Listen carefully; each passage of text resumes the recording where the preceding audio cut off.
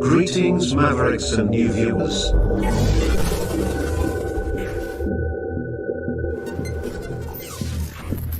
Tonight, direct and live from the Maverick News Network World Studios.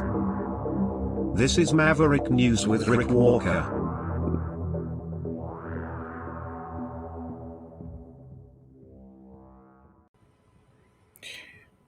Good evening, everyone. Welcome back to the Maverick News Channel. Hello, Maverick family.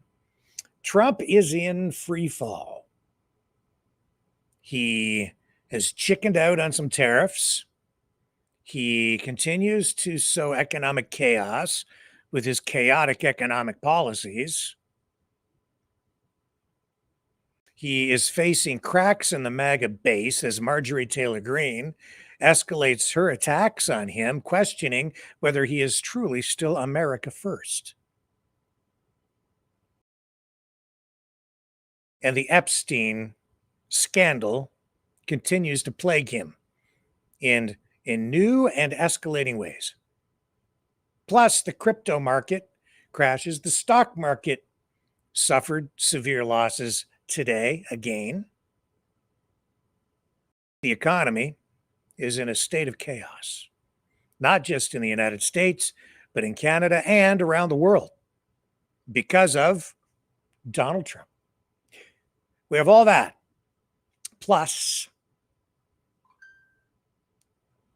looking back at the pandemic and the way that the impact from that continues to echo through time, right up until the present time, where we see some people beginning to maybe even lose their humanity as they claim others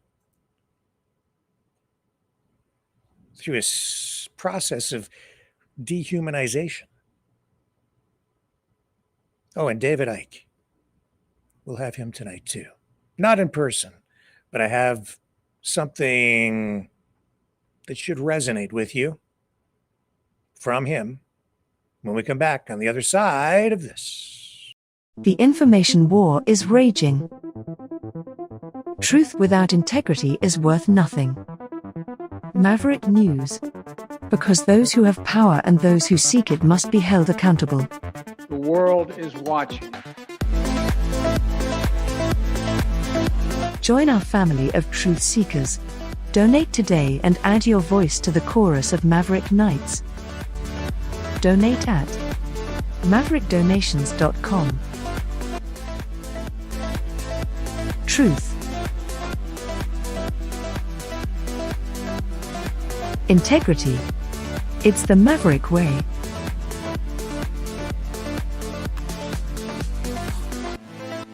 Maverick News. The world is watching.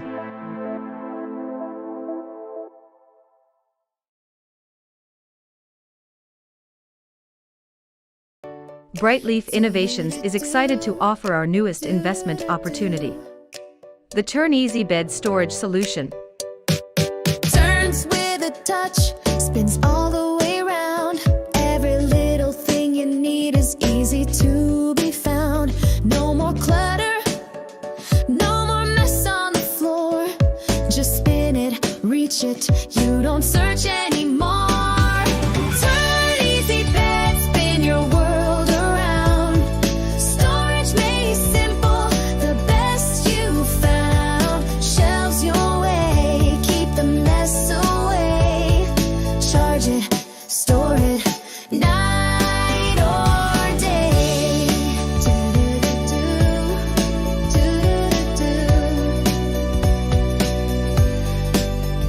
Custom shelves for your books or your tech. Cozy space for your treasures to protect. Built-in power when you need to recharge. Smart design that makes your bedroom feel large. Turn Easy Bed, spin your world around. Storage made simple, the best you found. Shelves your way, keep the mess away. Charge it, store it,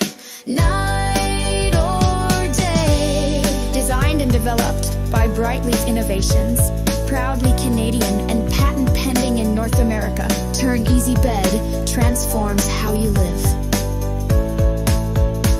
To learn more about this innovative new product idea, an exciting investment opportunity, call 519-784-0222 or visit brightleafinnovations.com.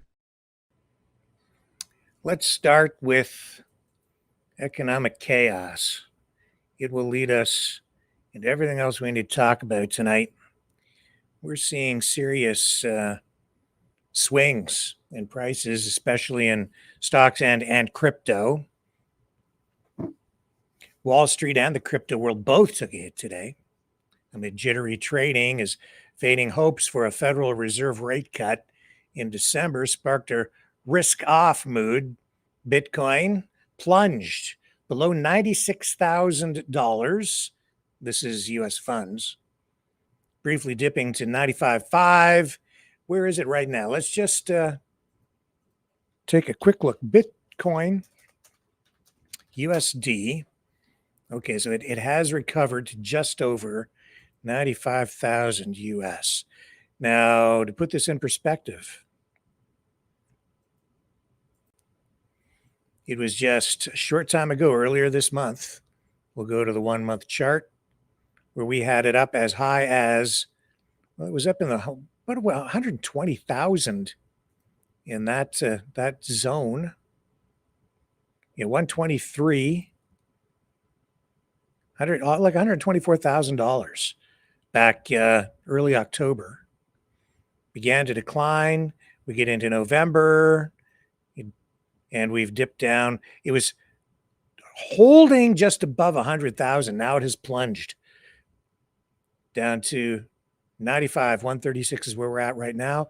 Well, $95,094.75. Why is this all happening? Depends on who you talk to. But it's serious because this takes a lot of air out of the bubble and leaves, I think, some people pretty vulnerable financially, because a lot of what you see there is leveraged, financed Bitcoin that has now evaporated into nothing. And that can destabilize things. If people start to default on the loans they've taken to buy the Bitcoin, it could lead to serious problems in the economy in a larger sense. The cryptocurrency, Bitcoin, saw more than $1.1 billion in liquidations, mostly on long positions with spot ETFs recorded, while the ETFs, spot ETFs, recorded another 870 million in outflows since October, pushing total exits past 1.3 billion. On-chain data showing long-term holders dumping 815,000 Bitcoin in the past month, compounded by weak Chinese economic signals, tariff worries, slumping institutional inflows, because governments bought in, corporations were buying in, but that goes back, a year and a half, 2 years ago, and that's slowing down there. Now they have this thing called the Fear and Greed Index, for whatever that's worth. I don't know sometimes how some of these, how accurate some of these measurements are. The Fear and Greed Index. Anyway, they're saying that it cratered to 16, which in layman's terms, it puts you into extreme fear territory. These are methods, techniques used to try and analyze markets, and especially the crypto market. But I'm not sure that they really follow sound economic theory or principles. Some analysts call this a typical 22% mid-cycle correction at a potential buying zone near historic demand levels like $98,000. In other words, when you have a price crash or price correction like this, for a lot of people, it does take the wind out of their sails and it exposes them to extreme financial risk in some cases. But it's also, for the smart traders, opportunity. Sometimes, if you can figure out where the bottom is and buy in at the bottom. a crash can be a good thing for a lot of people, because when it rebounds, you end up making a whole lot of coin. Trading volume exploded to $102 billion with eyes on whether Bitcoin holds at, well, 95 and a bit, or tests 92,000 or even 90,500 next. We had Peter Schiff on here just the other night saying that, well, predicting that Bitcoin was going to crater just the way that it is, and saying that even though a lot of people are in the camp where you just hold on to it, you don't sell your precious Bitcoin, they may have to change their minds, or they could lose a lot more, because he says it could go lower before it starts to rebound. In addition to that, some people have been not only borrowing money to buy Bitcoin, but they've been leveraging their Bitcoin in order to take out new loans using their Bitcoin as collateral. And there's some companies that have been set up to do that, which is very dangerous.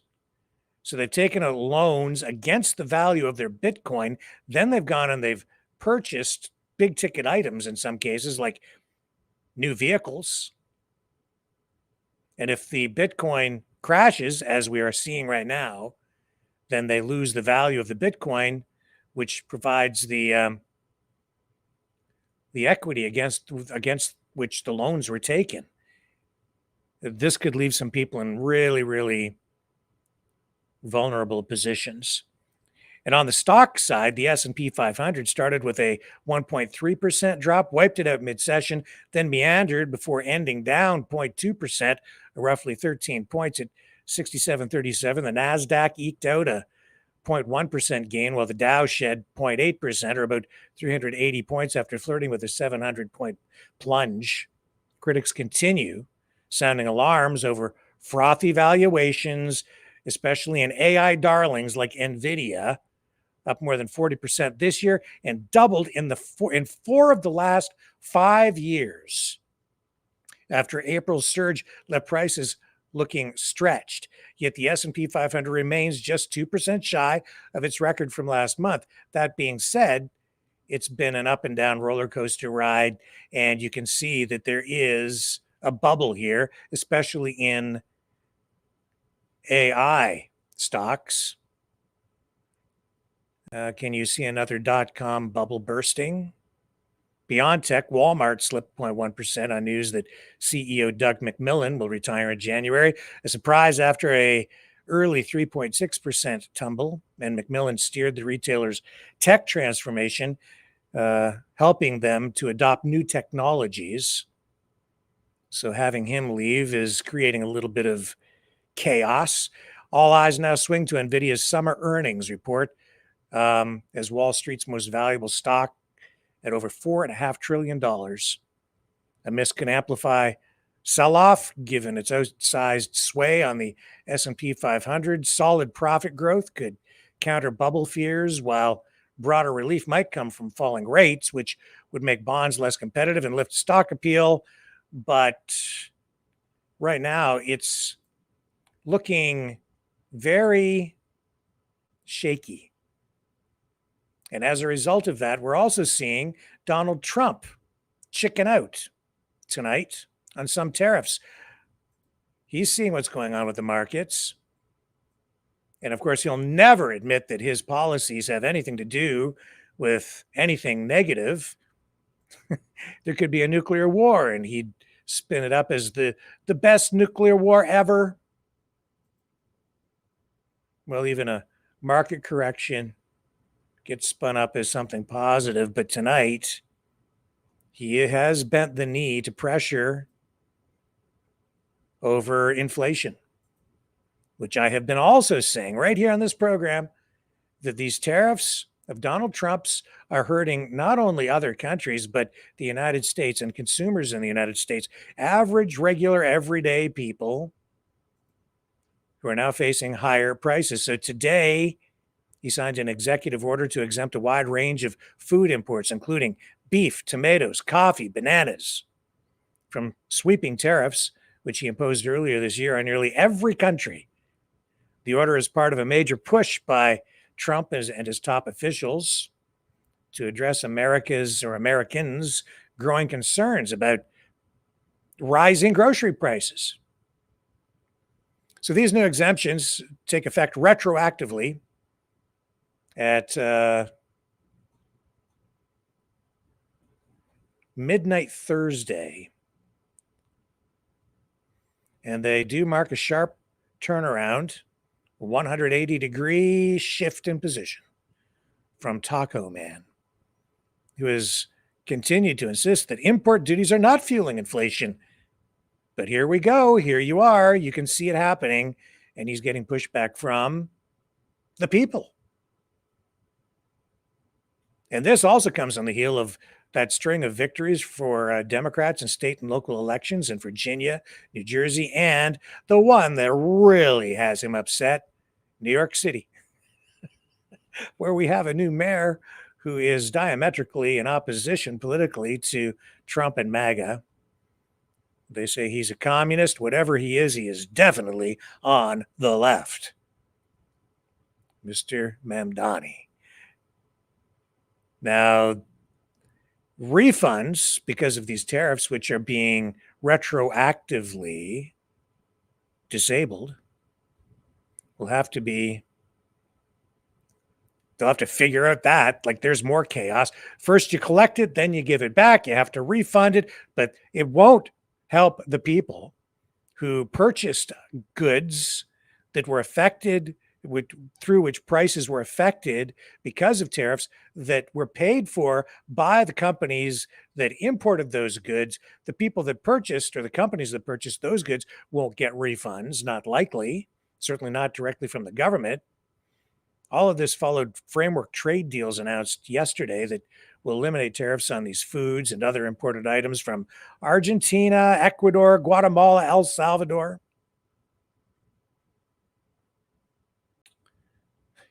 Oh man, what a mess. One day it's on, the next day it's off, then they start collecting, then he turns around. I wouldn't want to be working at the border. He turns around and says, oh, I was just kidding about that. We better refund all this money.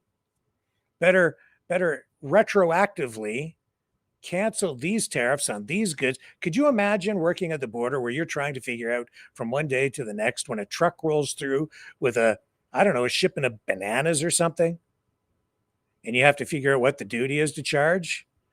Or working in the accounting department for customs and the tariff department. Tuesday, you collect the tariffs. Then next Wednesday, you have to turn around and refund 50% of it, or whatever he decides. There's no stability there. I don't know how companies are supposed to plan for anything. And then all these companies saying, oh yeah, we're going to invest in America.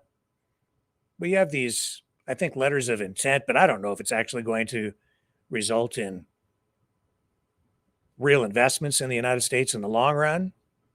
Because I think a lot of what's going on here is people just saying things to make Trump happy so that they back off and don't hurt them, so they don't get hurt by his policies. So they're just trying to gain a place in his good graces. Well, yeah, I just, all that going on. And then up here in Canada, we're dealing with, the constant threat of these tariffs and Trump trying to make us the 51st state, which is a real thing. And so today we have Canada's finance minister had a news conference talking about the budget. It was all in French, except at the very end. And there was one question that a journalist asked about the Canada, US, Mexico trade agreement and where Canada stands right now with regard to, the whole situation with the United States. And Francois Philippe Champagne, finance minister, saying at this news conference that, well, Canada has started to pivot. And as you know, as you've seen, Canada is forging new trading relationships with China and Europe. So Asia, Europe is where we're going. Whether Trump likes it or not, we're trying to tread lightly so that we don't get him upset or hurt his feelings in some way, or trigger some sort of invasion or whatever he might do if he has his feelings hurt again, if someone happens to tell the truth. Here's the finance minister. It's not in the same category. You know, CUSMA is a regional agreement between Canada, the United States, and Mexico. What I was referring is the type of agreement where you see multilateral agreements, like you had the golden age, I would say, of multilateral agreement, at least is probably behind us for the time being. So that's why I'm saying Canada in that context stands out. My point when I was talking to the business community in Toronto was to say, Canada is lucky. Canada is the only G7 country which has a free trade agreement with all the other G7 nations. So in that context, what I was saying is that we are ahead of the pack. And we're going to stay there because by the time the others are catching up, it's going to take quite some time because we already have these key agreements. One with Europe, which is 500 million consumers. We have the North American Free Trade Agreement with our American friends and Mexican friends. But we also have the CPTPP on the Asia Pacific. And if you want to use the analogy of hockey, we're going where the puck is. Because people would say demography is destiny. So for us having an agreement with Europe, one with Asia Pacific and one with the United States and Mexico, puts us in the best possible place when it comes to trade agreement. So my comment was to say, if you compare where we are compared to other G7 nations, we're ahead of the pack. And that's where we want to stay because now we have access to these key markets. I mean, Canada has preferential market access to about 1.5 billion consumers on a preferential basis. This is why we say with confidence that we can obviously double our export overseas because we have all these trade agreements. What we need to do now is to make sure that we use them and increase our exports either to Europe, Japan, Malaysia, Vietnam. We have a unique opportunity. So my message to the business community yesterday in Toronto was to say, take advantage of what we have. We're the only country which has that. And therefore, and I think it's going to take quite some time for others to catch up to the position of Canada. Obviously, we're going to be discussing with others about multilateral agreement. There's some regional agreements that are being discussed with Mercosur and other. But what I meant is, in terms of multilateral agreement, I think it's going to take quite some time before you see or countries can catch up to what Canada has been able to achieve. And do you believe that the Trump administration wants a bilateral agreement rather than CUSMA? Listen, I won't speak for the U.S. administration, obviously. For us, what matters is to get the best possible deal for Canadians, to make sure that we keep these auto plants in Canada, to make sure that we fight for our steel workers, to make sure that we are here for the aluminum industry, that we protect our lumber industry, we fight to open new markets for canola farmers in Western Canada. My job is to fight for Canada, just like these folks.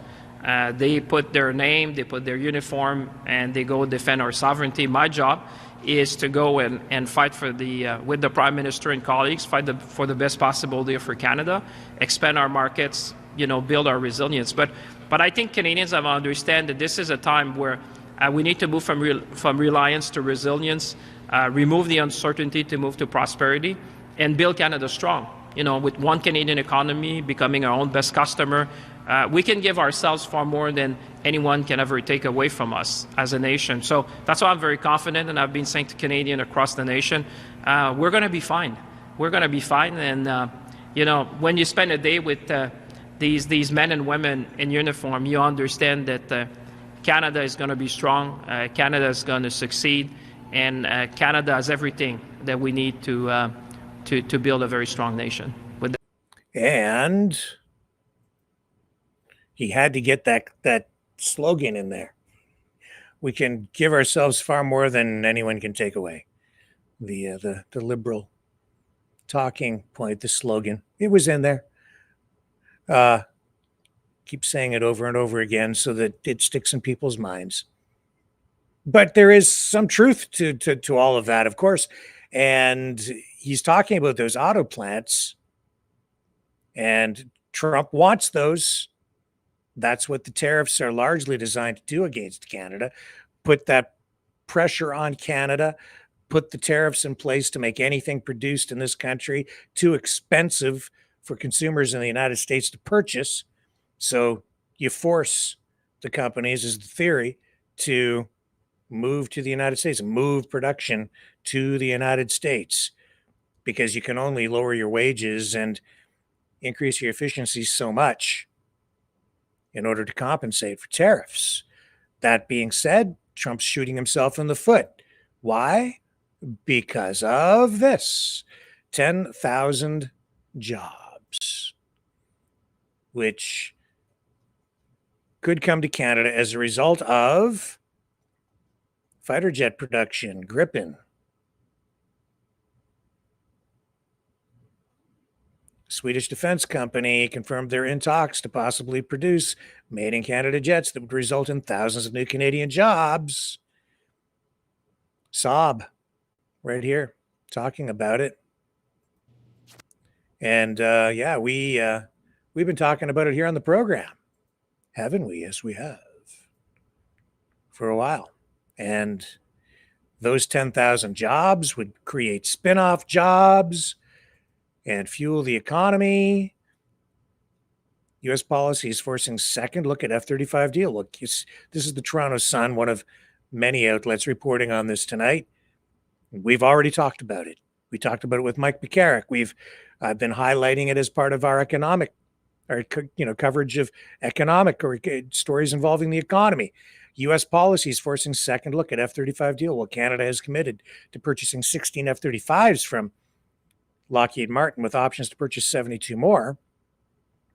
Recent deterioration of relations between Canada and the United States have made many in Ottawa looking elsewhere for defense procurement.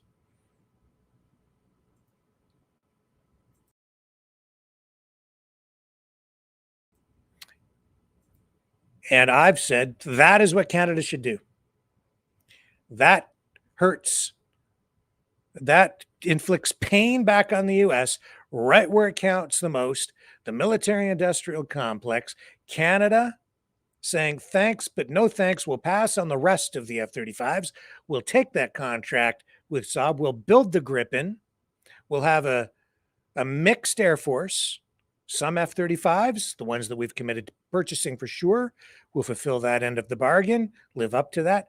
And then we build the Gripen here, not just for ourselves, but also for other countries, certainly for Ukraine. 10,000 jobs created as a result of that. Plus, you'll get economic linkages as a result of that. That takes care of the loss of a lot of those auto jobs, maybe even more than compensates for it. Don't know where the plant might be located, where it might be built. All of that speculative at this point. We'll have to see where the negotiations go. But that is a major, major contract. It also ensures the viability in the long run of tool and die shops, all kinds of other supporting industries, the trucking industry, everything that's been going into the auto industry is already there in place. So a lot of the same kind of industries, aerospace, automotive, we have the skilled trades, we have the infrastructure, we have the supporting companies in place that could provide a lot of the production of even parts. So that is a great option for Canada, and it comes along at just the right time, and we will see where it goes. But that puts additional pressure on Trump, who now you're seeing that these economic policies that he has don't really work from an economic perspective. It hurts his own people. It's creating inflation. And we'll see where the Supreme Court goes on a final ruling on his tariffs. If they pull the rug out from underneath his tariff plan, a lot of what he has planned, what he's been working toward politically, falls apart too. So he's in deep doo-doo. And it isn't just the tariffs. Like, he's on the ropes in more ways than one. He's very vulnerable. The United States not nearly as strong as a lot of these 51st staters and separatists in Canada would like you to believe. And Trump, even politically, he's really suffering. Cracks in the MAGA family. Here's Marjorie Taylor Greene again tonight, front and center, highlighted on NBC. Here, I'll show you the headline. She's not happy. This, one of Trump's biggest supporters for a long time. I mean, she was like hardcore faithful. Marjorie Taylor Greene, here's the headline, questions if Trump is still the America First president. Greene, who has long allied herself with Donald Trump, has been more critical of his policies in recent months, but she dismisses speculation that she's looking to replace him. Nevertheless, she's been pretty frickin' vocal. 10 months ago into Donald Trump's second term, or 10 months into his second term, it says Republican Marjorie Taylor Greene has positioned herself as a surprising critic of the administration's policies and as a torchbearer for the America First agenda that she believes the president has drifted from. Greene, who has long been one of his most outspoken allies, said that Trump personally inspired her to run for Congress in Georgia in 2022 and described her political identity as rooted in his promise to represent what she calls the forgotten man and woman of America. Interesting words, given that that kind of rhetoric is generally it would come from a socialist politician. And all you people out there, you people that Trump is a conservative. No, he isn't. Not at all. Here's Marjorie Taylor Greene. I don't even know if she's a conservative. It's weird. Politics makes strange bedfellows. Let me see if I can find the clip for you. Here it is right here. Where does she end up? I have to say, I'm always happy to see people from opposing political camps getting together to share thoughts and have civil conversation. And this is happening over here on The View.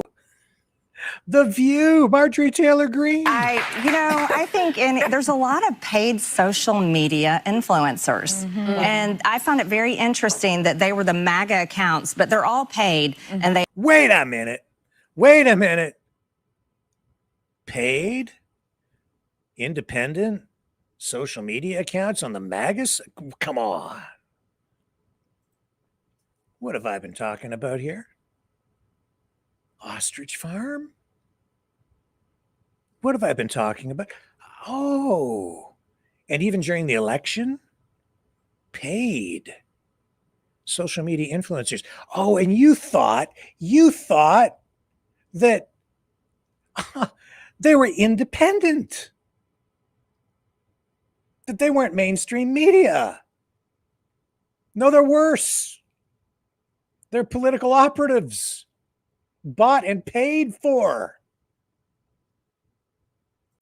She knows it because she's experienced the wrath. Let me re-cue.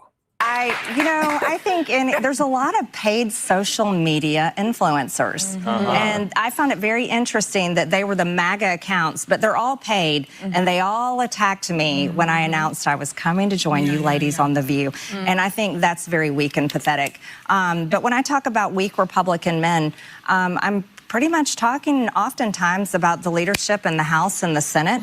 And they're not getting our agenda done.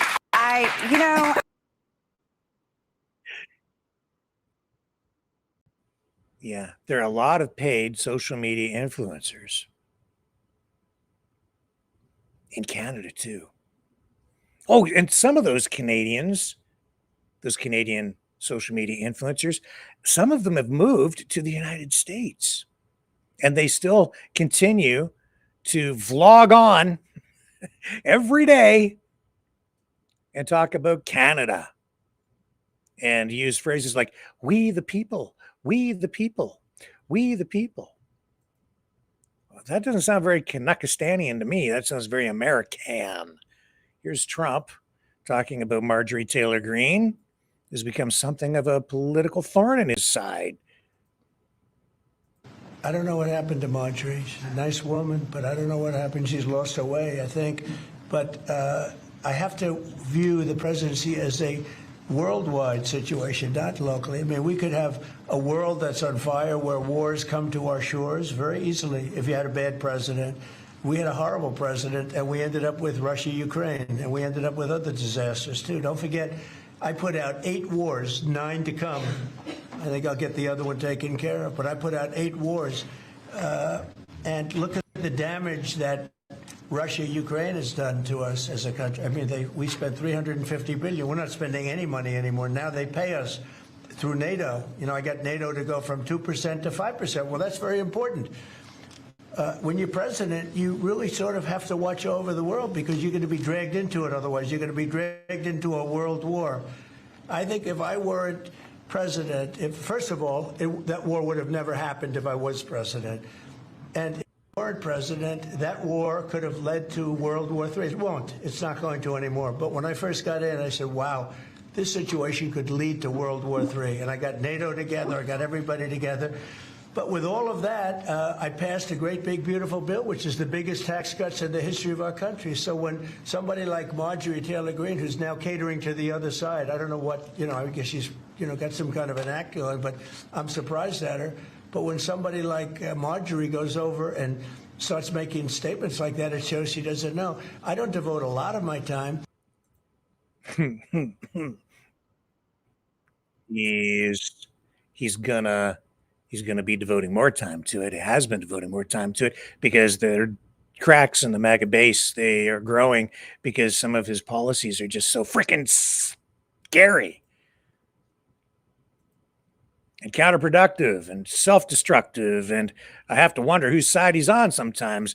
I think she's quite right when she questions whether he's still America first, because if you go back about 6-8 months ago, I think there was a thumbnail I created, which I said was, the headline was something like Trump's China first policies or something to that effect. Because a lot of what he is doing in terms of economic policy is pushing countries like Canada into the arms of China, forcing countries to do more trade with China. Well, at the same time, and I think sometimes it's intentional, almost like laying a trap of some kind. And I showed you the clip the other night of Anita Anand talking about Canada's evolving relationship with China, the negotiations between Xi and Carney within the last week, the talks there, looking to reset diplomatic relations and expand trade and bring more Chinese tourists to Canada. And I'm like, oh, well, you got to be careful because Canada can't just do business with anybody they want at any scale they want, or certainly, and you have to be careful what your relationship is with any kind of country that's seen as an adversary to the United States, because we live physically connected geopolitically right attached to Godzilla. And if you piss Godzilla off, he'll breathe fire on you. That's why some people like this, I think, use words and phrases like "we the people" and call for a revolution. Oh yeah, that's right. Revolution. I've been hearing that word over and over again, especially since, the ostrich farm fiasco. Right? Paramedics, nurses, fire department, police officers. The people who run the communities, who live in this world, who supply this world, all having real-time government spending in the palm of their hand, and they can vote and do whatever they want. In an app, we have our own digital ID. We, the people, take digital ID and we turn it on them. Why on earth would we ask the government and supply a envelope that has our name on it of the resident in the house that we live in? Blah, blah, blah, blah, blah, blah, blah, blah, blah. We the people. I just ran that little piece of the clip. She's going on about digital ID and voter ID and la, la, la. Okay, whatever. What stands out for me from that post from that influencer is the we the people. I took note of this. I started to see the we the people thing in a really serious way during the beginning of the pandemic. And for a long time, I was like, nah, these people are just confused. They don't know anything about politics. Why are all these Canadians running around using the phrase, We the people, we the people. It sounds good. It's a cliche. They're just exposed to too much American meat. No, it's part of the campaign to confuse people, undermine trust in the Canadian government. It's part of the 51st state movement up here. The CIA covert operation, if you will, into Canada to destroy our country. Trump just doesn't come right out and say it. Oh, it's true. Make no mistake. Here, you want to, that's the one thing you are not allowed to talk about in Canada, is the threat to Canada of the United States. At least you're not allowed to talk about it if you're in power. You're sure as hell not going to talk about it if you're a paid influencer, paid by, like, you know, the U.S. government or any portion of it. Let me show you here. So you have to point your finger at all these other countries, and there is, you know, ongoing security threats from other countries like China and Russia, to be sure. But the United States is in there too. It's just that when the head of CSIS holds a news conference to talk about international or national security risks, CSIS Director Daniel Rogers telling CTV that, you know, they've got these different threats, but they do this story and say, what are they not talking about? And they kind of, well, they what the story doesn't talk about is the United States and the 51st state stuff at all. Polarization, radicalization, and erosion of social cohesion are making the world a more dangerous place, according to the head of the Canadian Security Intelligence Service. Director Dan Rogers described a security environment destabilized by unpredictable global events and intensifying competition between states that is adding pressure on the spy agency. Yeah, no kidding. Quote, all aspects of national security have risen in urgency and priority. The demands on our service are unrelenting, and there is no clear path to a simpler future. This was at a public speech about looming threats on the horizon, but while challenged, CSIS remains strong and stable. He goes on here and talks about Canada having priority threats to Canada have been in the areas of espionage and foreign interference. And that was largely downplayed in the speech, according to Stephanie Carvin of the Norman Patterson School of International Affairs. What was left out? So what was left out? Rogers opened his 20-minute speech by highlighting violent extremism. He reminded the audience that 2025 marked 40 years since the worst terrorist attack in Canadian history, the bombing of Air India Flight 182. So he talks about that. He talks about, you know, the Khalistani separatist group that was involved in that attack. But he does not talk about the Indian government, which was involved in the 2023 killing of Sikh activist Hardeep Singh Nijjar. And 2 years ago, former Prime Minister Justin Trudeau stood in Parliament to say that national security agencies had credible information of a potential link between agents of the government of India and the killing of a Canadian citizen. So all this stuff's highlighted. We know all of this, but not even a whisper in here about the threat to Canada and the $500 million U.S. MAGA slush fund being offered up to separatists to break the country apart. Is it treason? I don't know that it does rise to the level of treason to take action in that regard, because it's legal in Canada to pursue separatism because we're that free up here. Sort of, you can do it. It's weird. In the United States, you try that, you're going straight to jail. Guaranteed, there's no provision in the U.S. Constitution, even though it's supposed to be of the people, by the people, for the people. And if we, the people, rise up and try to break up the country, that would not be tolerated. See, That's an act of treason down in the US of A. Not so much in Canada. Very strange, different situation. There's a clip here of the CSIS director. Let's have a listen. Bring it up. And here we go. Judy Trin with CTV News. In your speech today, you gave very particular examples of Russian interference, Russian espionage. You passively referenced activities in regards to China and India. Was that a specific strategy in which, in light of the political situation we're in and how we're trying to, I guess, improve trade with those two nations? Well, actually, I just think that Canada has said a lot about Russia and China and India in the last year. I would say the public inquiry was a testament to how much we can actually say about that. I would say that Canada is not going to be shy, or at least CSIS isn't going to be shy to come public with information when it's in Canada's national interest to do that and when it's in our national security interests.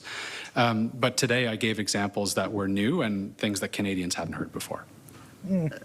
To clarify, so there is nothing new in terms of espionage activities or foreign interference or transnational repression that China and India are doing that you think is pertinent to tell the public at this moment in terms of their safety?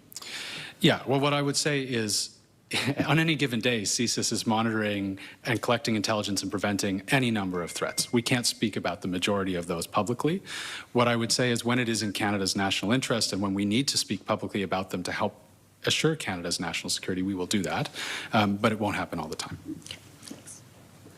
And you sure as heck don't say things that might cause a wave of reaction on the Godzilla side. So mum's the word. Don't talk about it. But I guarantee you they're looking at it. Guaranteed. Guaranteed. Question is, will Trump survive politically long enough to take over the country of Kazakhstan or annex Venezuela? I don't know. They've escalated again their operations down around Venezuela. Here we go. So this is the 20th boat that has been blown out of the water by the U.S. military. This posted by U.S. Southern Command on X.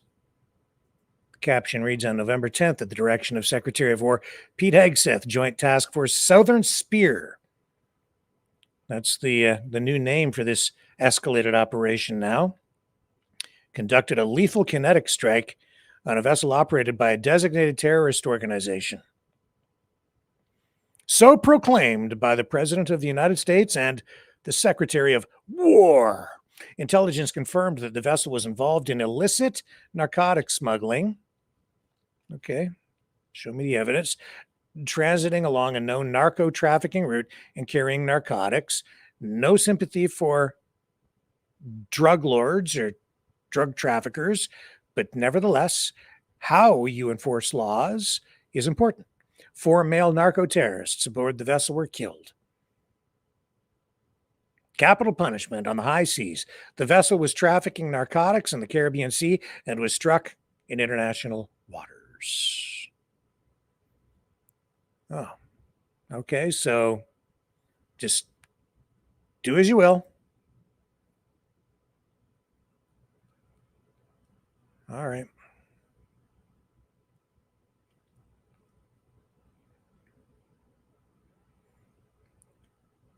Boat number 20.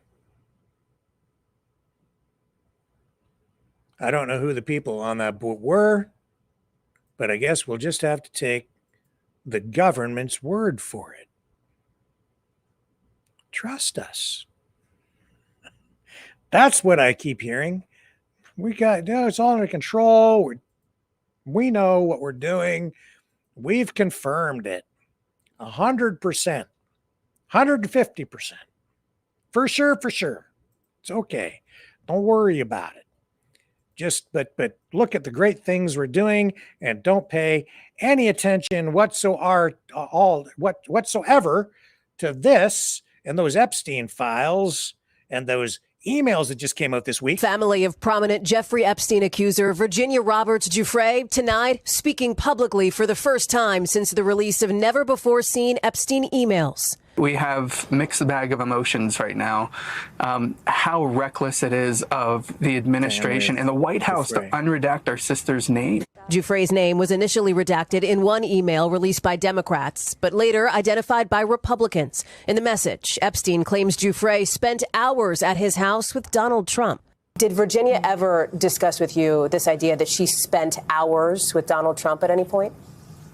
That we're aware of. We've never had that conversation explicitly. President Trump has never been accused of wrongdoing linked to Epstein, and Giuffre, who died by suicide earlier this year, did not accuse him either. Writing in her book, he couldn't have been friendlier. The president says he cut ties with Epstein in the early 2000s after Epstein hired away Mar-a-Lago staffers, including Giuffre, to work for him. These emails prove absolutely nothing other than the fact that President Trump did nothing wrong. Political pressure on the president may ramp up next week when the House votes to try to force the release of the Justice Department's Epstein case files. We're looking to Congress to do the right thing, and we're hopeful. The vote moving forward now only after a final signature from the newest member of Congress, Democrat Adelita Grijalva. What is your expectation for how many Republicans do you think may join Democrats on this? If they hear from their constituents, every one of them should. Because this is not a partisan issue. Grijalva, alongside Epstein survivors Liz Stein and Jess Michaels, who attended her swearing in Wednesday. As survivors, we can't do this alone. We need our allies to do in order for us to be able to do this work. We need the American people to not stop putting the pressure on. It's only one tiny victory. You know, we can't just ride on that right now. Hallie joins us now live. And Hallie, what are the next steps for this vote? Well, Tom, early next week, we'll see how much support there is among House Republicans for this plan to try to force the release of the Epstein files. But even if this bill passes the House, it faces an uncertain future in the Senate. Tom? Okay, Hallie Jackson for us. Hallie, thank you. On the other side of the political spectrum in news,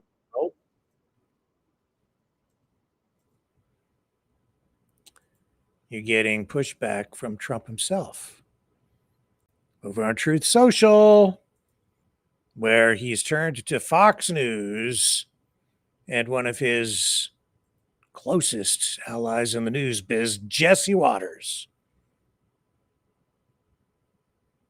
simply posting tonight the Jeffrey Epstein hoax. Here we go.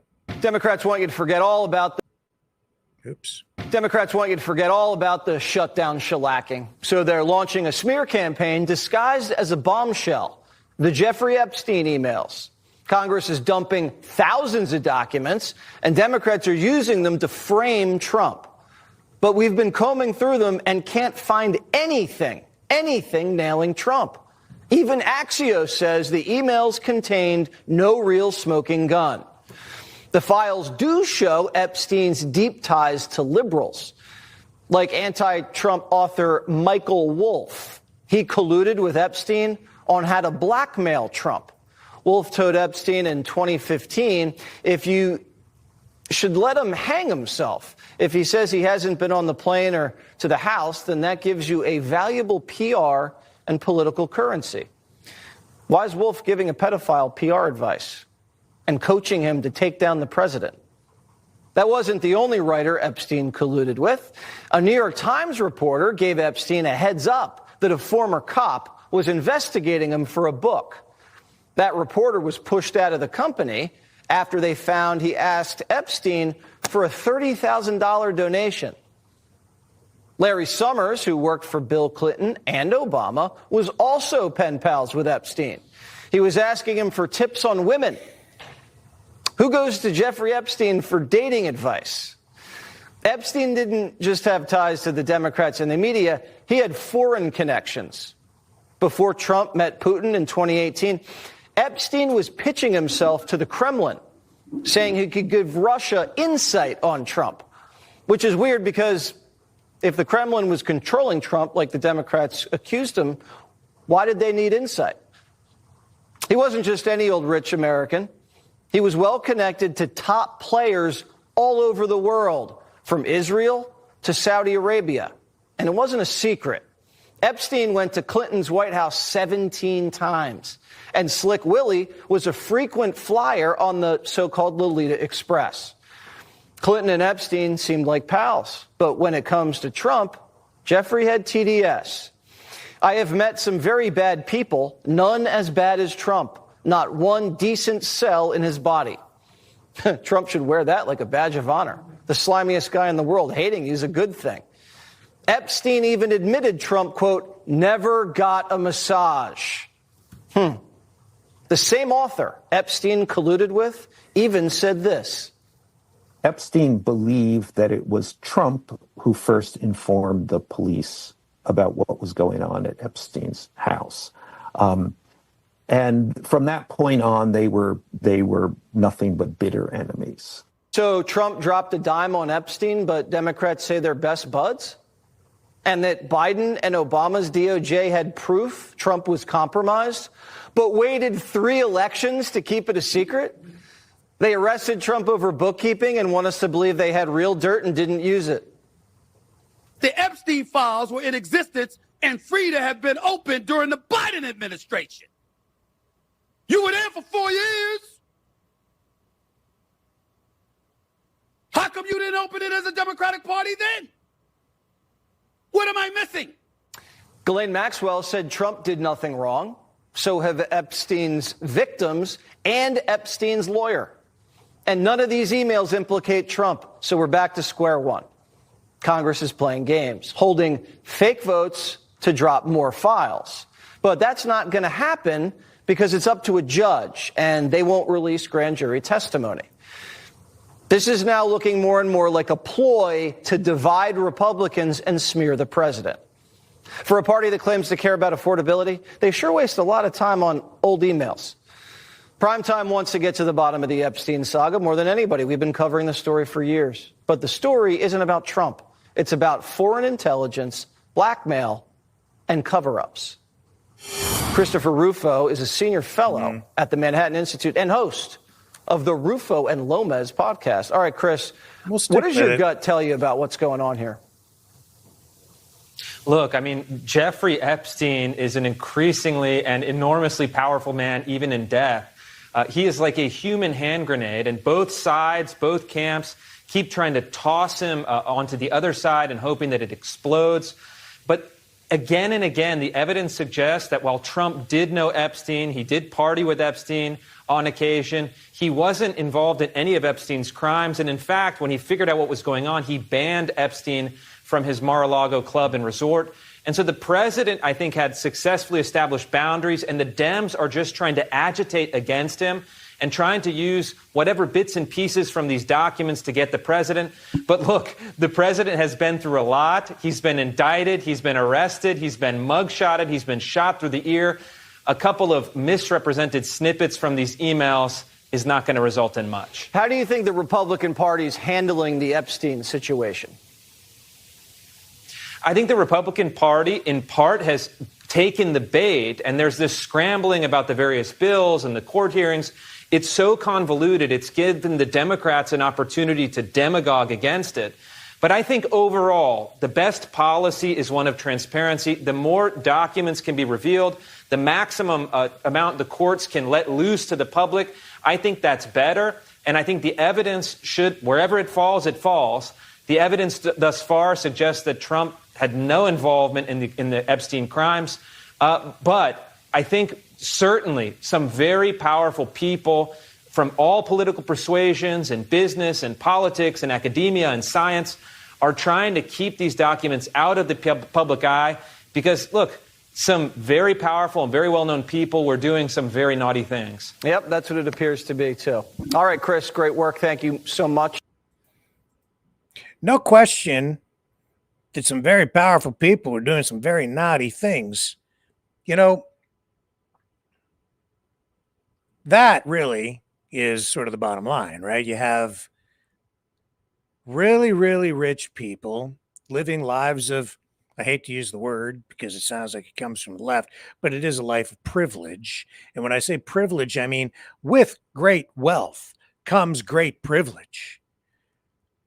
Because people are impressed by money. I have no money, but I've been around people who have a lot of money. I've rubbed elbows, I've been to events, car shows where, you know, the really, really wealthy collect cars, collectible vehicles, antiques, very rare automobiles, some of them worth millions of dollars. And I've seen how people respond, how they act around really wealthy people. They want to get close to wealthy people. They think somehow that if they get close enough, the wealth will rub off on them. And they overlook bad behavior. And when you make a crap load of money, you get away with a lot of stuff, a lot of bad behavior. Here, I'll give you an example here. If I can find you the clip, Steven Tyler. Yeah, here it is. You know, people celebrate decadence and bad behavior. They really do. All you have to do is just, as an example, to show you where sin comes from. It comes from gluttony and greed and wealth and privilege, because with the wealth and the privilege comes power, and the power itself is corruption, results in corruption. You end up being corrupted often because you're exempt from obeying a lot of rules, because people will look the other way and even participate in bad behavior. Basically, in my view, what you had going on down there at Epstein Island was they were running like a sex club for the rich and famous and the powerful. And yes, very well may have been a blackmail operation as well. You can decide for yourself. And I'm not saying Steven Tyler was in any way associated with any of that, but I just came across this clip earlier today and listened to what he talks about in his lifestyle and the way that money affected him. A lot of money in your day? Are you making a lot of money? Yeah. Have you made a lot of money in your day? Yeah. Millions. You have? Oh, yeah. Where is it now? Went up my nose. I must have snorted up all of Peru. To survive the 60s and the 70s, it's a miracle. You think you could have been dead? Oh, God, I was several times. But see, people laugh about that. They idolize it. They embrace it. They like it. They excuse it. Bad behavior among certain people. You know, if you're a rock star, you get away with it. It's strange, you know, Hollywood actors, P. Diddy, or, you know, orgies with oil. The rich and famous flying on the Lolita Express to Epstein Island. Of course, they were engaged in bad behavior. Of course, they mingle and know each other, and there's a wink and a nod, and they know what's going on, and it's unspoken, and that's why it was at the island, because it was isolated away from the scrutiny that would come if they were on, you know, in the continental United States, where the authorities or just regular people might become more aware of the bad behavior that the rich and famous were engaging in. And once they've got you engaged in that bad behavior, yeah, there can be blackmail that follows, because it's like, hey, we know what you've done. Maybe we even have some photos or whatever, and you can control powerful people that way, right? I totally get it. Well, somebody else who seems to get it is David Icke. He posted this, and I think that, and I'm going to run this for you because this really kind of sums it up in a very concise, understandable way. Because even though Jesse Waters is carrying water for Donald Trump, making excuses and trying to deflect.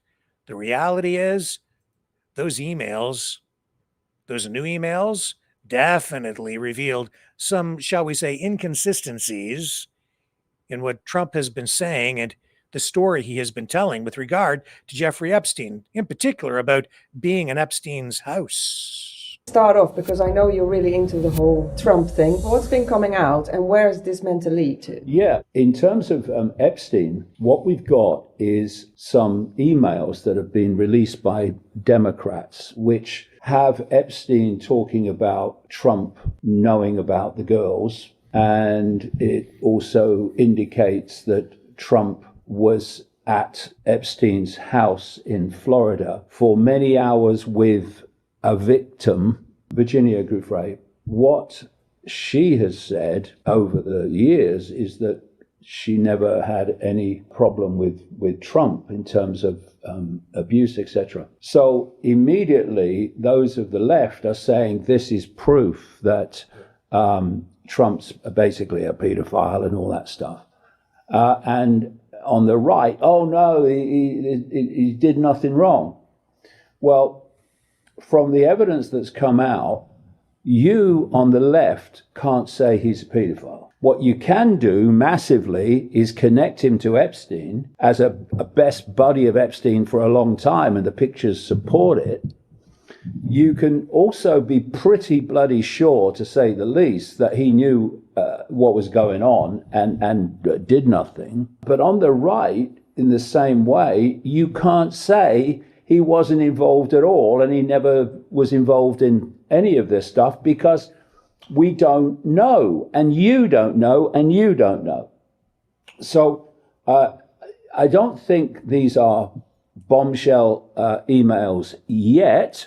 We'll see what more comes out, but you would have thought the Democrats would put the most damning ones out first. But anyway, we'll see. What he's done, Trump, is deny everything. He's called it a hoax, which it blatantly isn't.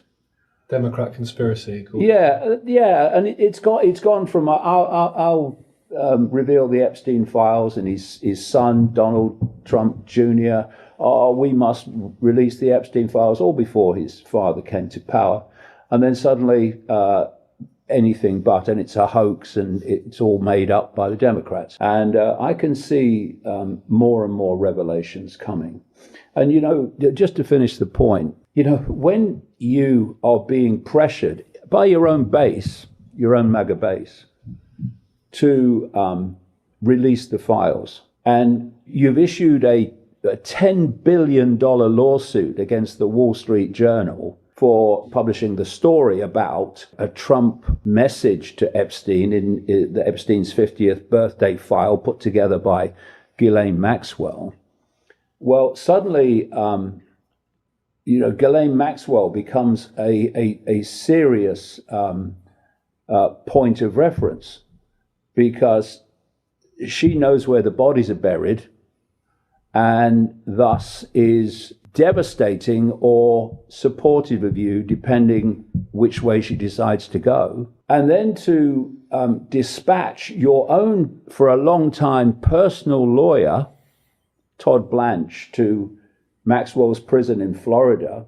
And within days, she's gone to a minimum security prison, which is denied basically by law to someone who's been charged with what she's charged with. And so, hello, I mean, you can't do that so blatantly and then claim there's nothing to hide, because clearly there is, or you wouldn't be going to these amazing lengths. So I do see the drip, drip, drip continuing, and his credibility of denial diminishing in step with that. If you want to read more and watch more of my content, then go to the description under the video where you can buy my books. The latest one is The Roadmap, where you can get tickets for public events, and how you can subscribe to a fantastic video channel called Iconic, iconic.com. Okay. We used his video, so he gets the free plug.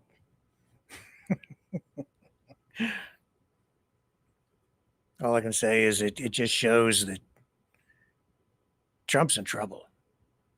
This is not going away.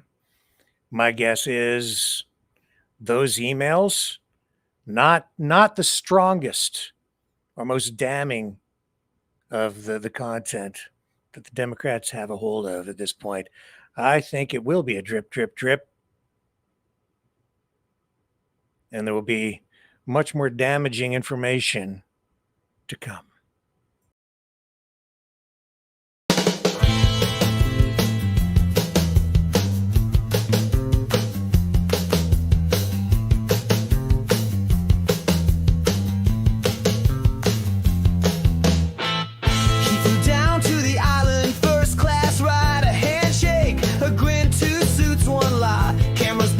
They both look clean, but the guest list redacted, if you know what I mean.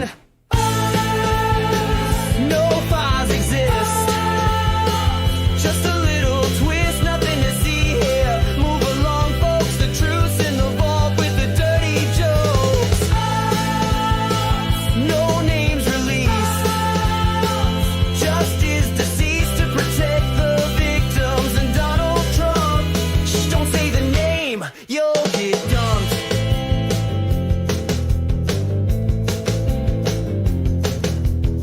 They dance with the girls too young to vote. A private jet and a suicide note. One's in a grave, the other still tweets. The truth took a dive 6,000 feet. The cameras broke. That's not a joke. The guards were napping, the logs were gone, and everyone smiled like nothing's wrong. Nobody talks, just shadow walks. National security took the stage while justice quietly disengaged. We can't release the names to protect the victims. And also Donald Trump. Coincidence? Just dumb luck. Right?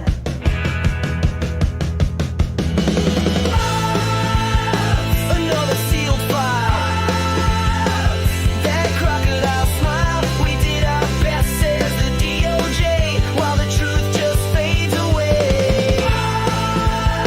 Another new spin. No one will win except the rich guys with gold ID cards and closets full of secrets behind steel bars. Just a little glitch. A billionaire's privilege. That's the sound of the case. Closed.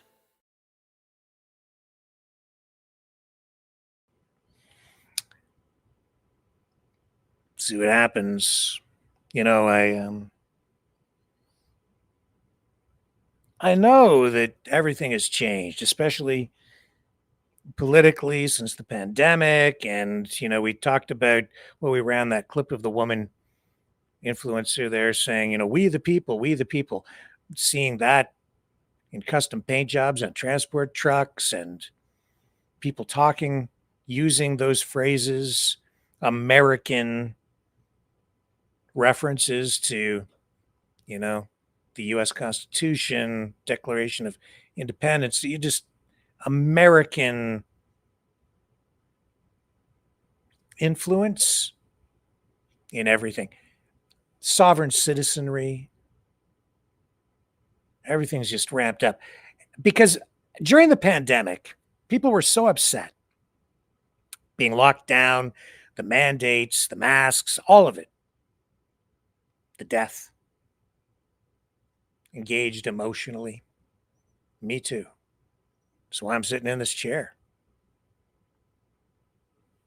But there's a bit of a trap that comes with that, because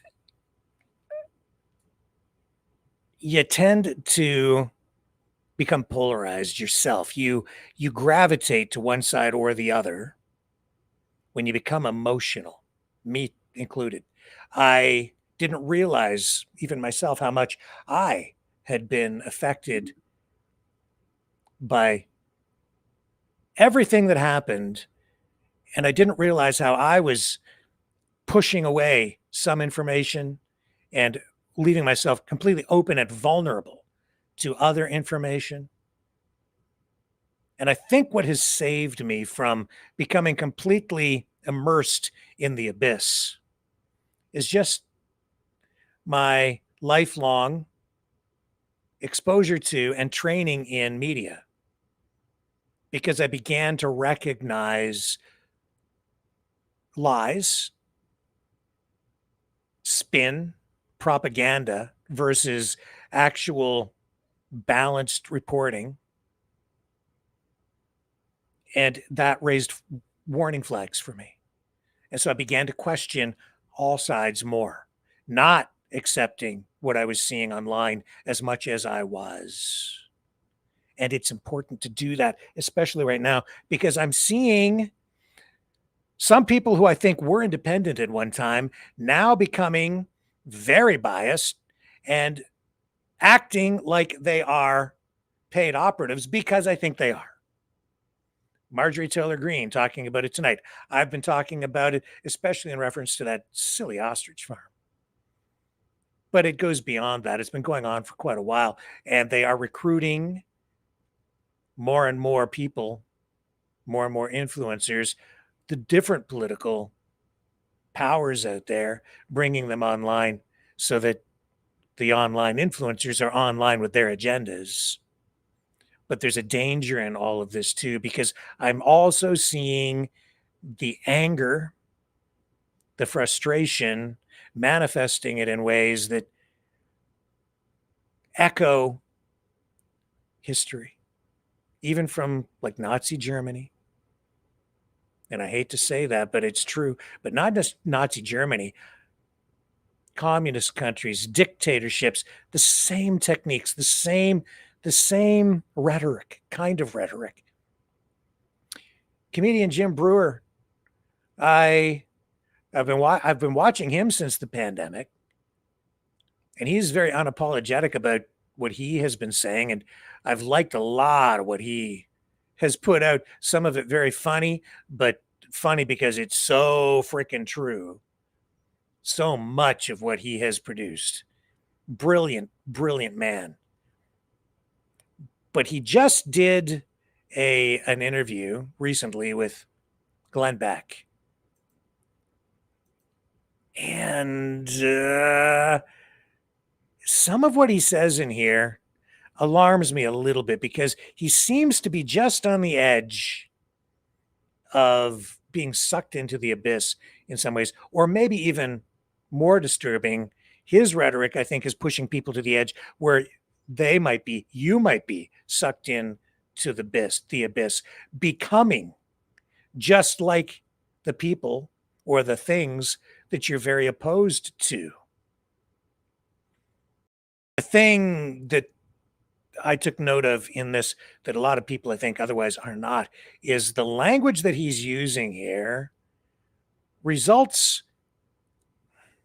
can result in the dehumanization of certain groups of people. And by a group of people, you can even say that that includes the people of privilege that I was just talking about, the very wealthy, the very elite, the politicians that you might think have all the power, who maybe aren't as powerful as you think because they're just part of a system and they've been brainwashed themselves. Nevertheless, when you start calling for accountability, how you hold people to account is very important. And if you dehumanize them, then it's fair game. Violence can follow, and we don't want that. I run this interview. You have to listen to the language very carefully, but I agree with most of everything he's saying, but I'm also very aware of the language and the way that it's being used. I'm going to run this because it is a clip that has gone viral. If you haven't seen it, it's here for the first time. If you have seen it, I'm going to put some context and perspective on this. I was performing at the Stress Factory in New Jersey. I was living in New Jersey, and everything was closed. So I no one could work. And then even when it was sort of coming back, still comedians couldn't work, entertainers weren't working. My friend Vinny, he calls me up. He's like, Jimmy, because everyone's also trying to figure out how to beat the system. Oh, we're going to put a tent in the street. People doing anything to make a business. He had a tent outside, which was hilarious because it was behind a parking lot. So every once in a while I'd be doing a show and you hear I was coming in for the closer and competing against the Harley for 20 minutes. Or I would be out there and we'd hear a couple yelling at one another. And then I'd have to pull the banner like, is everything all right? So, but during that time, it was full blown. You got to wear a mask at the when you check in, and when you walk in, you got to wear a mask. But when you sit down, you can take it off. Okay, okay. Danger, safe. Danger, safe. That's what the CDC says. And we should all listen to everything they say. Dr. Fauci. Yeah, if you stand and put it on. If you sit and take it up. Wow. Wow. Wow. So I would work out there and, I'd compare everything as Nazism because that's, hey, you taught me in school what they did. They taught you to snitch on one another. Well, all true. Very true. It was very fascistic, very Nazi, not just fascistic, Nazi, like everything that we were going through. It was horrific. It was terrible. Oh my God. Oh, guess what? True. If you see people or children in your neighborhood, if you just change the accent now, it's just, what's the difference? You put on a little, the little happy dress and they're like, if you see anyone outside, they're a danger to society and you care about your family and children, don't you? You call the local authorities. You had mayors, despicable, disgusting. They're not human. They're Whoa. See, right there. They're not human. Yeah, they are. That's why they did what they did. Because they are human. disgusting. And they should be held accountable. All. Yes, they should be. Of them. Every single last one of them. But how you hold them accountable is important. And you hold them accountable because they are human. Mayor, every governor. If you're an animal, you might excuse it, but you can euthanize an animal, not a human. That shamed you, terrorized you, tore your family apart, made you lose your job, divided everybody. That was the most disgusting display of humanity. And these are the people that are controlling my life and your life, that they're taking my money from and doing whatever they want with it. I don't have a choice where my taxes go. So that time, that's how I saw it. I saw it as a complete takeover. And then in my own house, you know, these kids are all indoctrinated. So the kids are like, Dad's crazy. Mm-hmm. Hey, man, your father's putting up. And I saw what they were going through. I had nieces. You know, I had my daughter come up to me, and a niece that I love said, Dad, is everything cool? Because everyone thinks you're making wacky videos. And I understand why it happened, but that's why I had to get that out there. And no one was talking about it. Everyone was still like, I felt we're at war. 100%. Yeah, me too. I felt that way too. I'm certain that it was sort of a form of warfare here in Canada. You know, that's why Justin Trudeau, the worst prime minister in Canadian history, He failed us at the time, but still human. And this is really the first time I've heard those kinds of words myself. Anyway, maybe he's used them before. It's the first time I've heard them from him. Whether he, how. Hopefully, he doesn't mean they're not human, But it's dangerous. It's dangerous language.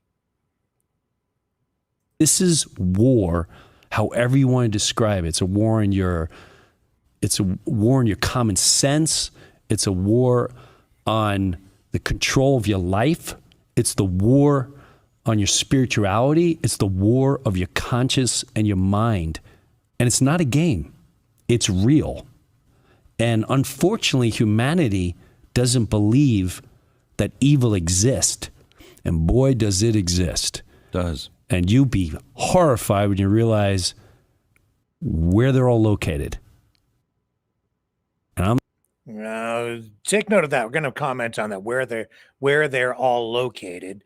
That is language that really plays to, the Q movement, to the theory that there are underground tunnels and, a lot of crazy stuff, but also some truth to this, where they're located. You can interpret that in a variety of ways, but I think maybe I'm not going to accuse him of anything because I really, really like him. I'm not sure some people can handle that, but I think the ones that can are very ready. Very ready. They're done. So that's where the comedy came from.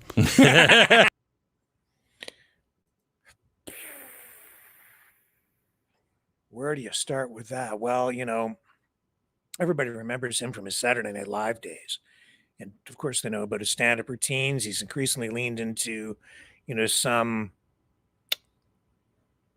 rhetoric language that, as I say, gives rise for me to, areas of concern. Him saying, quote, "Unfortunately, humanity doesn't believe that evil exists, and boy, does it exist. And you'd be horrified when you realize where they're all located." Framing that as a broader war against humanity, emphasizing spiritual and systemic corruption. And there's absolutely some truth there. It is evil to,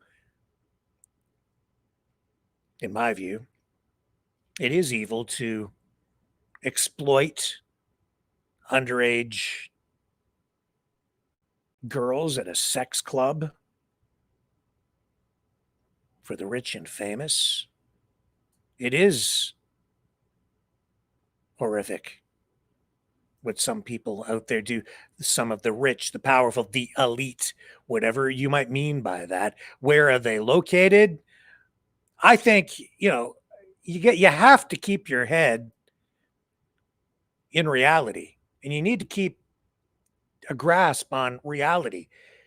It's a distraction, a red herring, I think, that people are being subjected to in order to even get people off the track by getting them thinking about things like tunnels and places where, maybe even aliens are controlling things. Or maybe that these people aren't even human. Maybe they are aliens. See, that's the dangerous rhetoric right there. Because if it's an alien, if it's not human, then it becomes fair game for who knows what kind of action to keep people accountable. Language has consequences, and when you tell millions that evil wears a human mask and hides in plain sight, someone might take that mask off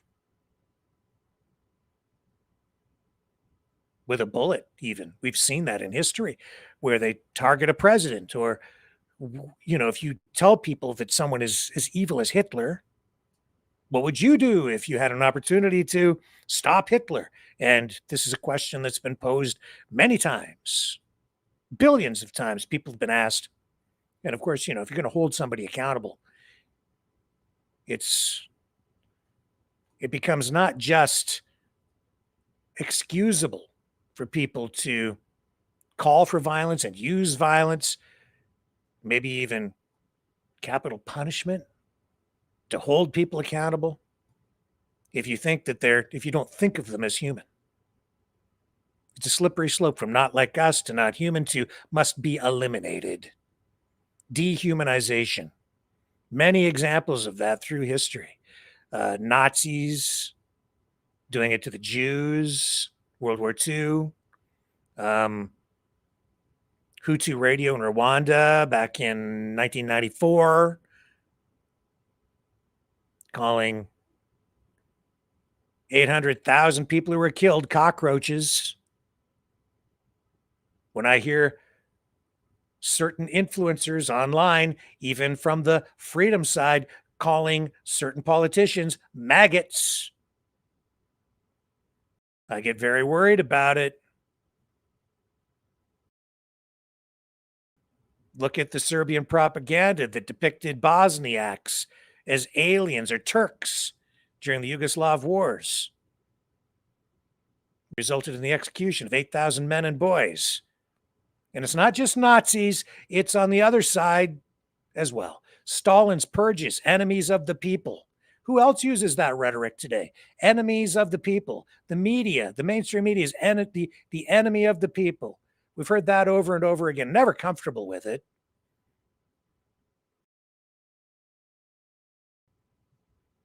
Stalin portrayed the enemies of the people as people who were not human. They were wreckers and parasites. That's the word that he used. I've been hearing that word even from people on the freedom side describing immigrants. How you deal with immigration, how you deal with it is important. See, and if you just describe someone as a terrorist, open season, just blow them up, no trial for you. How you do it is important. If you believe in freedom, then you must believe in the rule of law. And that means limiting the power of the government, limiting the power of people who do take power. And sometimes the people who speak truth to power stare into the abyss so long they get sucked down inside that black hole and become the very thing that they say they are fighting against. And that's when you see these horrific images of even dictators being dragged into the streets through history, tortured, executed in a public display to make an example of them and for revenge. And the people who do that are not doing it because they're animals. They're doing it as well because they're human. Humans who have lost their humanity. And I'm not saying Jim Brewer is there, but I'm hearing that kind of language. And it's a slippery slope, and we all need to be careful lest we get sucked down into that abyss.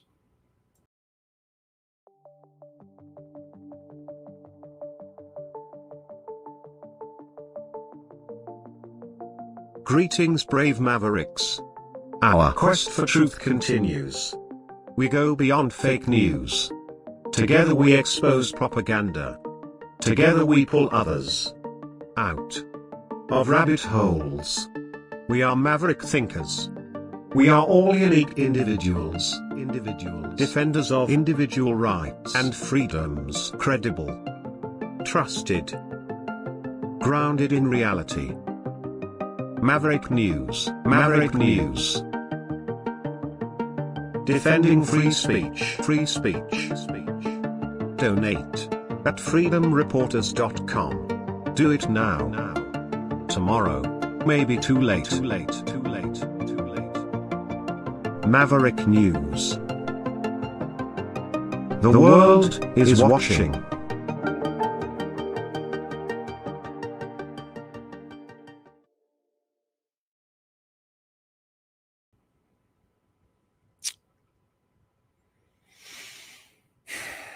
So, in other news, ostrich farm.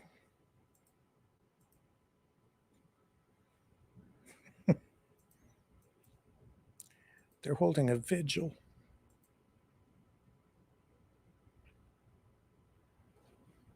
For the ostriches.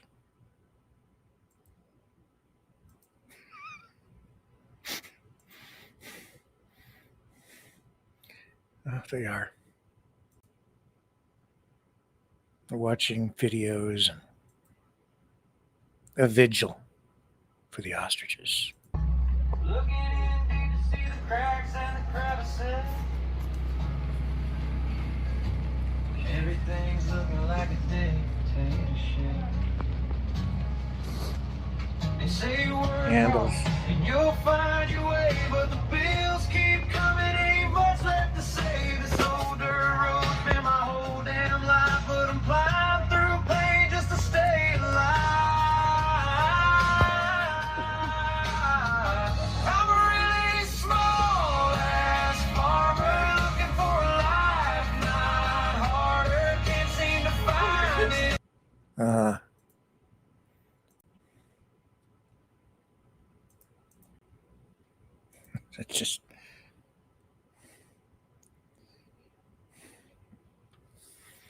It's just over the top.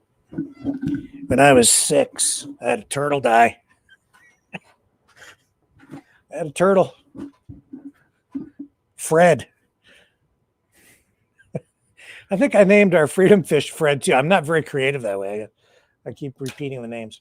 Fred the freedom fish. Well, my turtle's name was Fred too. Anyway, he got soft shell disease over time. Got him at the pet store. They banned, I think, in some places, the sale of turtles because they could spread salmonella and some kids are getting sick. And I had one of those little tiny turtles. And he died.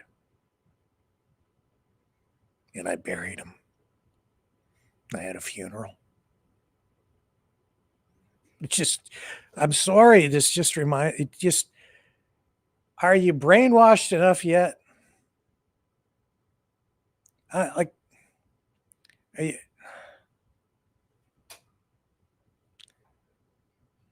Enough of that for tonight. It's just over the top. It just doesn't stop. They're not going to stop. They got everything they wanted. Yes, they did. These Chinese astronauts kind of got finally what they wanted too. They got to come home. They got trapped in space. This is becoming a recurring thing. Because this piece of space debris hit China's Shenzhou 20 capsule, cracking a window and grounding the spacecraft. And then these 3 astronauts are supposed to land 9 days earlier, but had to switch to a backup spacecraft mid-orbit. And then the damaged capsule is staying up there. They're going to run tests on it, I guess. But now the new crew has no ride home. And until China launches another escape pod, they're stuck in space station with no exit. Space junk piling up. Anyway, these guys made it home. Let me show you this video. Here we go. 第4次落点预报已发出，雄鹰。雄鹰明白，落点经度为东经1洞洞部洞3分1拐秒，落点纬度为北纬41度4洞分洞4秒。正确，猛士。猛士明白。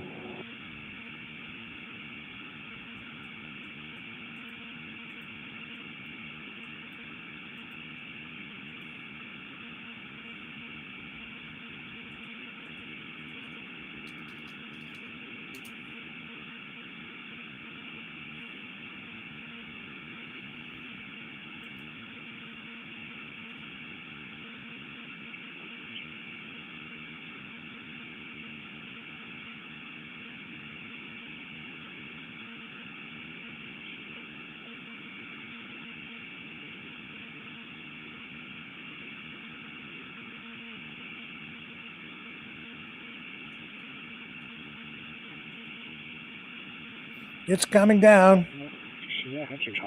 Very dramatic. They don't splash down either. They're going to land on 回收点后跟踪结 solid 束。 ground.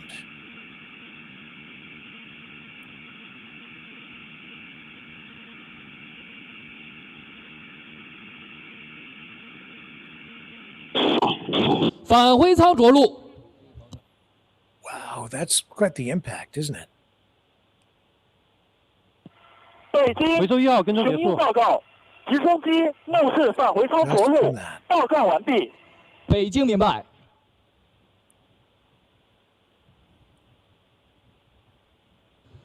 东风，我是北京。 So they made it back. 北京第4次落点预报已发出，后续。 Good for them. Just take a look at this other headline about this over on NBC. Chinese astronauts returned from space station after delay. Blamed on space debris damage. It's amazing, you know, up in outer space, of course, you have no oxygen, there's no friction. These small objects, this space junk flies around up there, reaches incredible speeds, and can like destroy a spacecraft, do extreme damage to satellites. These 3 astronauts returned from the space station today after more than a week's delay because their capsule was damaged by space junk. They left their spacecraft in orbit and then came back to Earth on this backup vehicle. At least they had a way to get back this time. China's space program says it made steady progress since 2003. Besides building its own space station, it has explored Mars with a robotic rover and aims to land a person on the moon by 2030. Which will, I guess, will that silence the critics out there, the skeptics, the conspiracy theorists, if you want to call them that, who say that it's impossible to go to the moon, that we never went to the moon? Would that make them change their tune on that? I don't know. I doubt it. I think they're so invested at this point that they won't let go of it. China also making huge advances and building their military at an unprecedented rate, faster than any other military buildup in human history, now rivaling even the United States, both in terms of technology and size. Not to mention the size of their economy. Russia, maybe not quite up to par. Because we're seeing, well, let me show you. First of all, here's the latest offering from Elon Musk, who's bringing us robotics and Neuralink and all kinds of technocratic innovation, leading, I think, maybe even to new methods of governance in an increasingly technocratic society. Says here on his post, let me show you what he's posting tonight. Greatly improved audio is coming along with 15-second videos next week. I assume that means on what? Text to video with Grok Imagine. Mind-bending, not joking. So here's a prompt, a video of a 70s old room. In the light of sight in front of us, we have an old 70s TV. On the TV, we have Elon Musk as a news reporter. So that's the prompt. They show you the example of the prompt to get the video that I'm about to show you. And this is what they produced. And of course, why would you miss an opportunity to manipulate the crypto markets, especially when they're in a volatile mood and crashing? Doge to the moon. Subsequent country, Dogecoin to the moon. Subsequent country, Dogecoin to the moon. So that was all AI. That's not real. Just so you know, YouTube.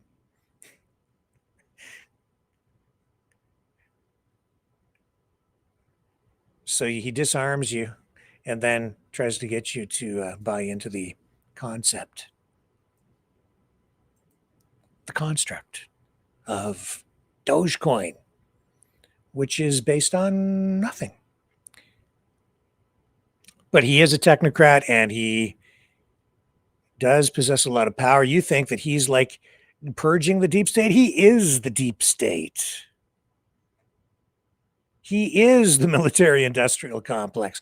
I don't think anybody has more military contracts than Elon Musk. And he is, I think now, is he not the richest man in the world? If not, he's in the top, I think, 3. I think he's the richest now. And he just, if he hits their sales targets, he'll get that $1 trillion paycheck from Tesla. And he has his robotics that just make Russia's robotics look like a tinker toy. Kind of embarrassing video on the Russian side here this week.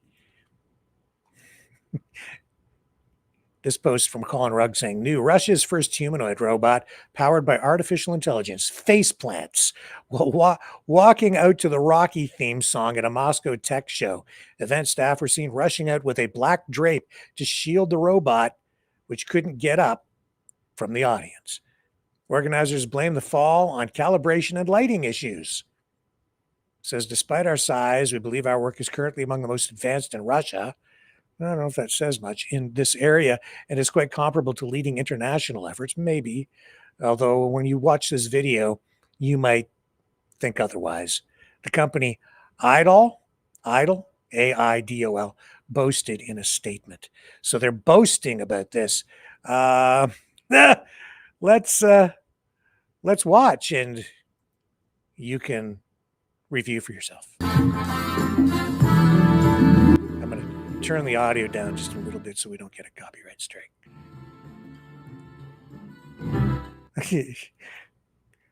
So here comes, what are we going to call this guy? Should we call him Fred?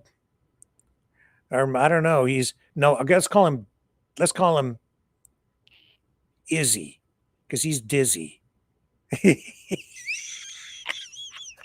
I think Dizzy Izzy had one too many.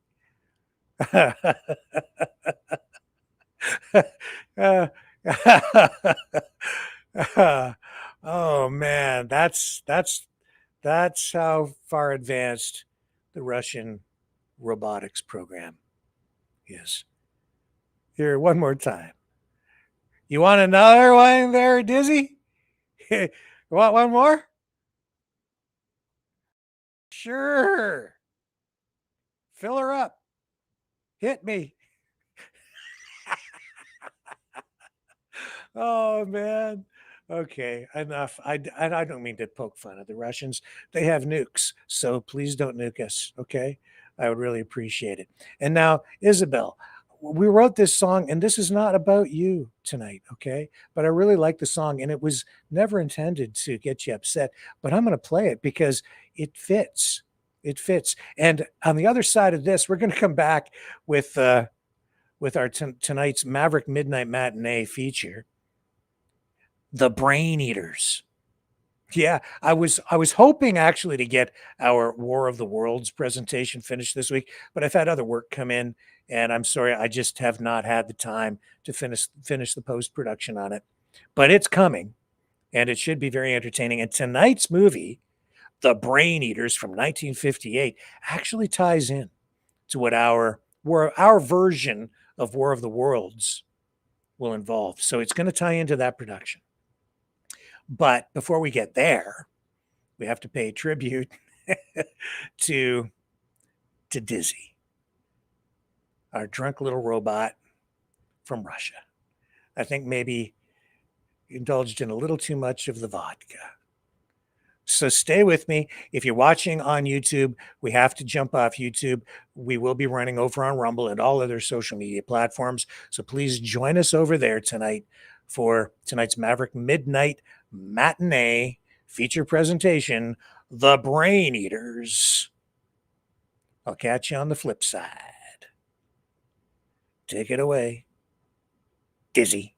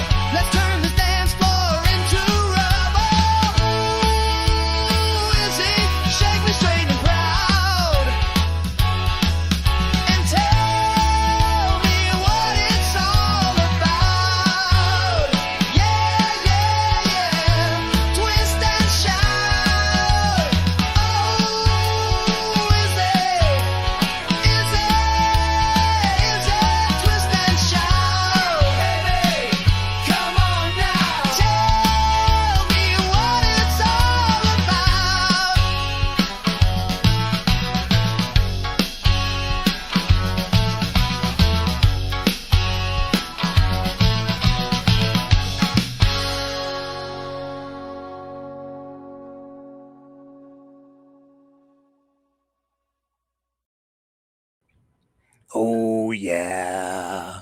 Okay, and it is time for Maverick Midnight Matinee. If you're watching on YouTube, sorry, gotta go. See you over on Rumble. Here we go.